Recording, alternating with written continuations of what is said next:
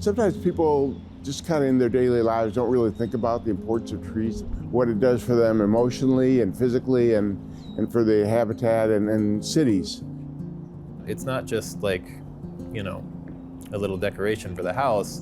There's a lot of life that is both in the tree and depends on that tree.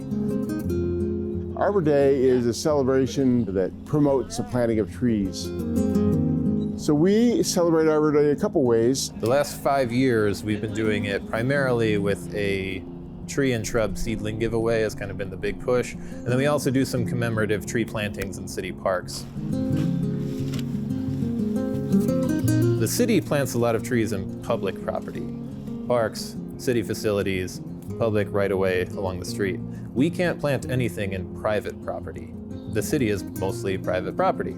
So there's a lot of opportunity for trees to go in these sites that the city just simply can't plant.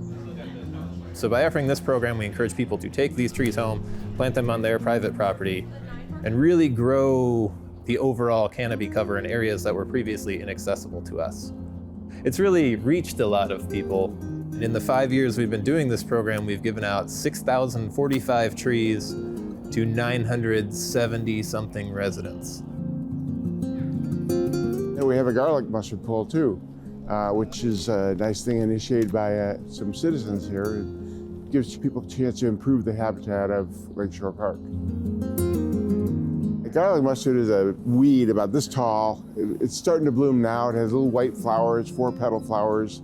And the problem with it is it's really prolific, and it can dominate ground cover of a woods, so the native wildflowers don't have the energy and water and sunlight that they need to really do well. Garlic mustard, other invasive species, crowds out other native species. You get these big monocultures that are great for things that like to eat garlic mustard.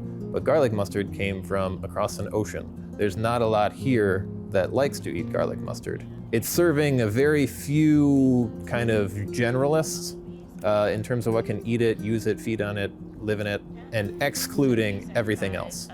So in removing the invasive species, along with planting native species, we are helping to restore some of the original habitat that was here before we all came along. Well, for me, it's important because, like I said before, we do tend to just assume everything's going to be perfect, everything's going to be how it should be, and we don't always do such a good job of helping our animals and habitat along. I'm holding the seedling that's this long, sticking it in a bag and handing it over to this person, hoping that that seedling outlives them and outlives me and outlives our children.